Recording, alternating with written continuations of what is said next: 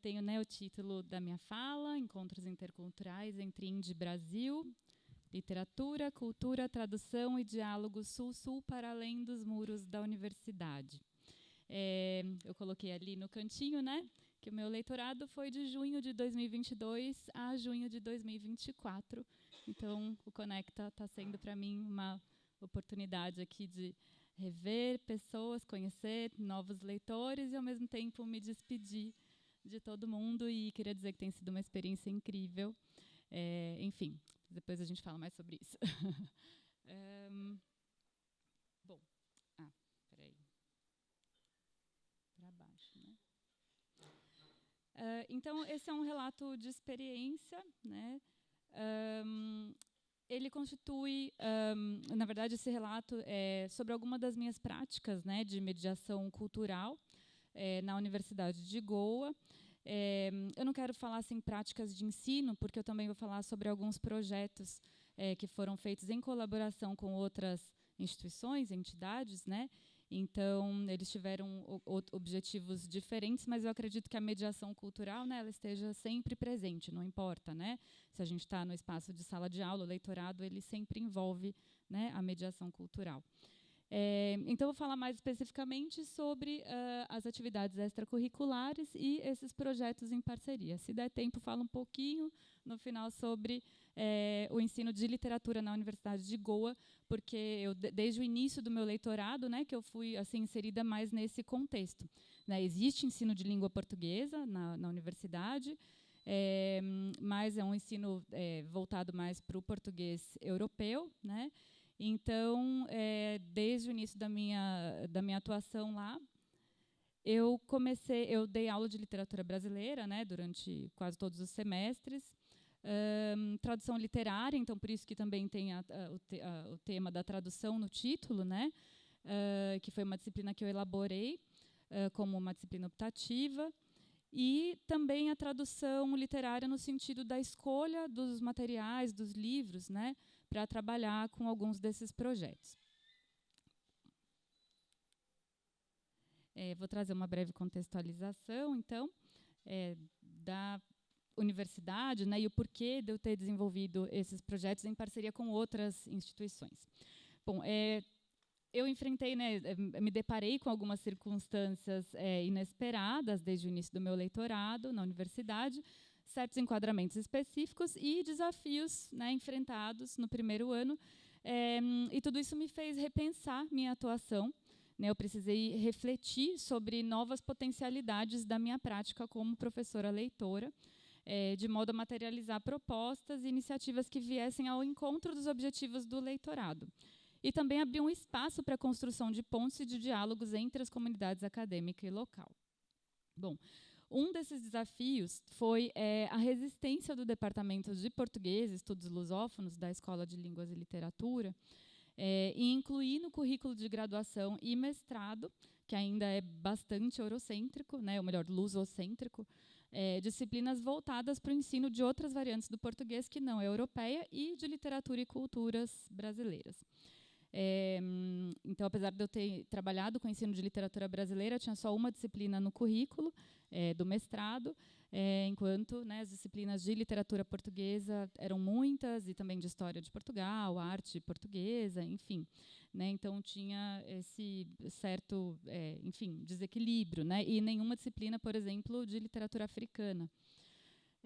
Bem, e aí, além disso, a coordenação da Escola de Línguas e Literatura vinha demonstrando muita dificuldade em entender o papel do leitorado na universidade.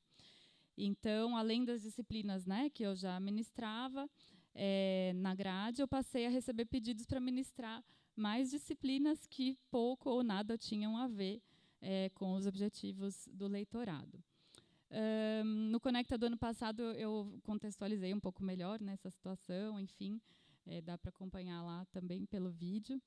E aí foi com base, né, nesses desafios e, enfim, nesse enquadramento muito específico que eu pensei, né, nesses cursos extracurriculares e nos projetos em parceria com outras instituições, e com o intuito também de levar as culturas brasileiras para além dos muros da universidade, e não só a cultura brasileira, né, mas criar, estabelecer diálogos também.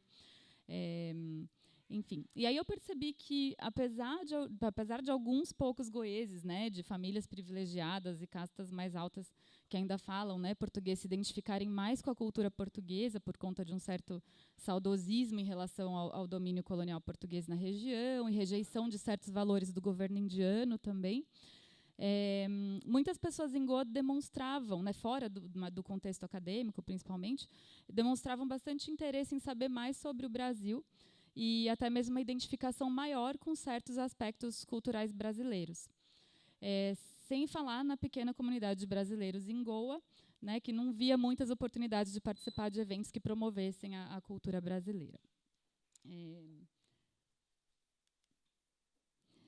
Então, aí, antes de compartilhar essas experiências, eu vou falar brevemente, né, sobre... perdão, gente, esse slide é só um resuminho do que eu vou falar, dos projetos que eu vou falar. Aqui. Vou falar um pouco sobre as perspectivas, né, abordagens que nortearam essas práticas de mediação cultural e esses projetos, né? Então, como a nossa colega ex-leitora Fernanda Campos fala, né, sobre o caráter camaleônico do leitorado, a minha atuação ali teve esse caráter mesmo, né? Então, a gente não tem como fugir dessa relação aí, dessa interface língua, cultura, literatura. Também, né, sempre com base nessa abordagem, né, de uma consciência crítica da linguagem, de buscar desenvolver isso, né, partindo de mim mesma. Acho que a gente tem que também ter uma postura autorreflexiva, né, como professores leitores, e despertar isso também nos alunos, nos participantes dos projetos. E também a abordagem intercultural crítica.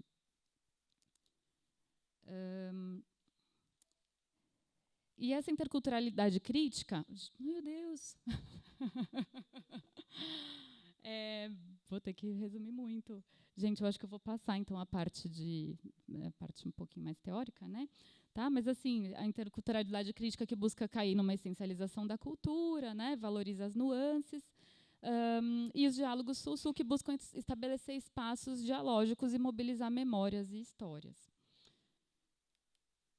Então, vou falar do primeiro, um dos projetos, né, que foi o Clube de Leitura de Literatura Brasileira, o Brazilian Literature Book Club. Ele aconteceu, na verdade, a mediação foi toda em inglês e as leituras também. Então, a escolha dos materiais foi com base em traduções, né, que eu considerei assim como boas traduções, né, que também é um trabalho assim que a gente precisa ter, né.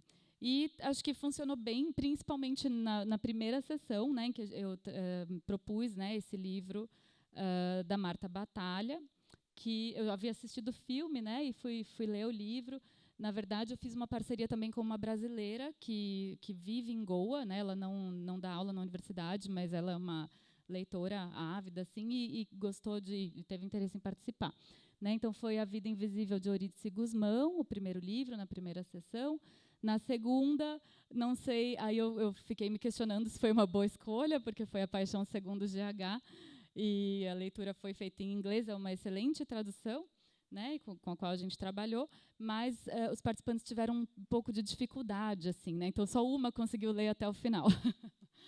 O terceiro foi A Cabeça do Santo, da Socorro Racioli, e esse, acho que foi o que, assim, o primeiro e o último, né, foram só 3 sessões, o que acho que eu senti que mais despertou o interesse, assim, dos participantes, e eles puderam reconhecer muitas coisas, muitos aspectos culturais de Goa, da Índia, né, na maioria, principalmente na primeira e na terceira obra. Bem. E aí aqui tem a fotinho, né, esse foi o primeiro encontro, e eu fiquei surpresa de ver a participação de homens, né, porque é um livro que trata assim de questões bastante delicadas, assim, envolvendo papéis de gênero e que faz uma crítica mesmo, né, enfim, a sociedade patriarcal, né, dessa época no Rio de Janeiro, enfim, e eles não tinham lido o livro, eles foram lá por curiosidade, assim, mas participaram e foi bastante interessante, assim, a interação. Bem, e aí aqui algumas notícias, né, sobre... Eu fiquei de surpresa também, porque foi a primeira vez que houve um clube de leitura brasileira, de literatura brasileira em Goa. Então, alguns jornais, enfim, noticiaram o clube, né? E aí o outro projeto é o Clube de Música e Cultura Brasileira. Então, eu não vou ter tempo, acho que, de falar um pouco sobre a percepção dos alunos, que eu perguntei, né, para eles no início, na primeira sessão, né, qual a visão que eles tinham do Brasil e se conheciam música brasileira. Então, foi assim, desde João Donato, Tom Jobim, a Roberta Miranda, que eu não esperava, né, Roberto Carlos, enfim. Foi bem interessante. Alguns não conheciam nada. Mas foi muito, assim, para mim foi uma experiência muito rica, né, porque eu também aprendi muito com eles e tentei assim trabalhar um pouco, né, de história do Brasil. Enfim, eu desenvolvi, né, pensei em 5 temas, em 5 sessões diferentes, né, e a partir dessas temáticas culturais, na relação com a música, podia falar um pouco sobre história, sobre sociedade, né, e aspectos culturais brasileiros. Ali é a foto do primeiro encontro. Então, esse foi aberto ao público em geral, foi feito na universidade. A participação de alunos foi pequena, porque não contava como créditos para os alunos, mas teve um público bastante heterogêneo, assim, vindo de outros lugares. Bem, e aí, esses foram os temas, né, do clube. Então, o primeiro foi a música brasileira e o carnaval, o segundo, a música brasileira e o cinema, o terceiro, a música brasileira e a literatura, o quarto, música de festa junina, e o quinto, do samba à música brasileira, além do gênero, onde eu pude falar um pouco também sobre o que é MPB, problematizar um pouco também, né, essas questões. Bom, não vou poder entrar em detalhes, queria muito falar sobre como foi a experiência de falar sobre o filme Orfeu Negro, sobre a música, né, a trilha do filme, mas, enfim, vou escrever tudo lá no artigo depois. E, por último, o terceiro projeto, né, que foram os encontros interculturais Brasil-Índia, né, que foi essa ideia de estabelecer esses diálogos. Então, foram 3 encontros, né, essas são imagens do primeiro encontro, que foi sobre resistência artística na Umbanda e no Teian, da região de Malabar, no sul da Índia.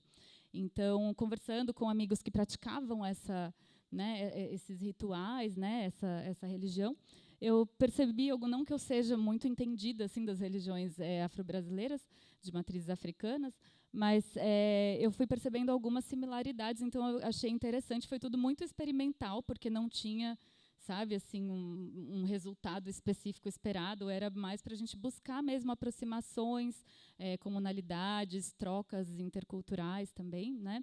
E foi muito interessante. Então, convidei a Tushara, que está ali na primeira imagem, lá em cima, e ela pratica, né, esses rituais, a família dela toda é envolvida, né, com o Teian, e são rituais, práticas ritualísticas de possessão, né? E aí eu convidei o Douglas, que é estudante doutorando em antropologia na Universidade de Lisboa, brasileiro, que estava passando um período em Goa, e que falou sobre a Umbanda, né, como praticante e também como uma pessoa que estuda, né, religiões. E esses eventos eles fizeram parte de dos eventos que aconteciam todos os domingos no Museu de Goa, né? Então foi uma parceria com o museu. Eu esqueci de falar, o do Clube do Livro foi parceria com a livraria, uma livraria chamada Dog Ears, e esse foi parceria com o Museu de Goa. E também teve a participação do professor Marcos, que é professor da Federal. Gente, me esqueci agora, acho que era do Paraná, perdão. Está muito pequenininho ali, não vou enxergar. E foi muito interessante também, porque ele também é estudioso da Umbanda, né, tem artigos e, enfim, pesquisas, né, feitas sobre isso, e também pesquisa muito as religiões indianas, né, então ele estabeleceu mais diretamente assim relações, né, entre religiões, né, o hinduísmo e algumas práticas, né, especificamente da Umbanda. Bem, o segundo encontro, já estou terminando, tá, gente? Vou passar um pouquinho só falta mais 2. O segundo encontro foi com a temática de comida, né? Então, das trocas alimentares entre Goa e Brasil e Índia e Brasil. Né? Eu sempre falo assim, Goa e Índia, porque é uma relação um pouco complexa, né? Enfim, os goeses, muitos deles não se sentem assim indianos, né? Eles se sentem goeses, por conta de uma independência também tardia, anexação ao território indiano, enfim. Então convidei o Max Jacques, que é chefe de cozinha e também um estudioso assim, né, da alimentação e brasileira especificamente. E o Subodh Kerkar, que é o diretor do museu e que também é uma pessoa muito interessada nessas relações, nessas trocas, não só alimentares, ele é artista, né? Então ele também desenvolve muitos projetos de arte assim com elementos interculturais, né? Então instalações com flores que vêm do Brasil e que, enfim, eles passaram a cultivar, né? Plantar em Goa, enfim. Foi muito interessante. Ali em um dos slides, né, ele fala de alguns desses elementos alimentares e, enfim, plantas, né? E o Max trouxe toda uma contextualização histórica também sobre isso, que foi bem interessante, a relação entre Brasil e Goa, né? Como essas trocas aconteceram durante o período da colonização. Bem, e por último foi uma sessão, né, na qual eu participei também, assim, não como moderadora, mas falando sobre a influência do Tagore na poesia da Cecília Meirelles, e que para mim foi assim muito especial, não que eu seja assim, né, a pessoa mais entendida do assunto, mas eu busquei estudar, sempre gostei, fui fascinada pela poesia do Tagore. Então achei assim muito curioso. A Cecília Meirelles traduziu muita coisa do Tagore também, né, o poeta indiano. E a Naline Elvino, que é cineasta, documentarista e que trabalha muito na área, com pesquisa na área de música. Então, ela falou sobre as músicas, as canções brasileiras e portuguesas, e de língua portuguesa em geral, que ficaram muito populares em Goa, mas que as pessoas não sabem identificar exatamente de onde elas vêm. Né, eles ouvem, ali tem a cabecinha no ombro, ou encosta sua cabecinha no meu ombro e chora. E ela falou, as pessoas não sabem, muitas vezes, se essa canção vem do Brasil ou de Portugal, né? E trouxe outras também. Que mais? Acho que é isso, gente. Né? Tenho que terminar. Faltou só o último, eu não podia deixar de mencionar o Lishan, que ele fez uma sessão de escuta e trouxe vinis, né, de música brasileira, e depois a gente teve ali comidinhas brasileiras para encerrar. Isso foi no Dia Mundial da Língua Portuguesa. Gente, desculpem ultrapassar o horário e obrigada.